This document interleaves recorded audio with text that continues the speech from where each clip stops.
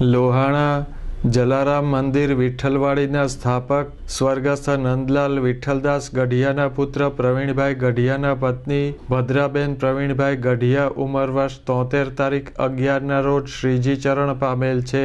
તે સ્વર્ગસ્થ મનીષભાઈ કેતનભાઈના માતુશ્રી, જય સાક્ષીના દાદી, રાજકોટ નિવાસી વિશનજી ત્રિકમજી પાઉના દીકરી, અનિલભાઈ સ્વર્ગસ્થ રાજેશભાઈ, સ્વર્ગસ્થ જયકરભાઈના બહેન, કિશોરીબેન કલ્પેશભાઈ મીરાણી, નીલમબેન દીપકભાઈ મોદીના માતુશ્રી, સ્વર્ગસ્થ શાંતિભાઈ ગઢિયા, સ્વર્ગસ્થ ઉત્તમભાઈ ગઢિયા, મંજુલાબેન અમૃતલાલ ગઢિયા, જ્યોત્સનાબેન ગુણવંતભાઈ ગઢિયા, કાંતાબેન ધનસુખભાઈ ગઢિયાના ભત્રીજાવાઓ થાય.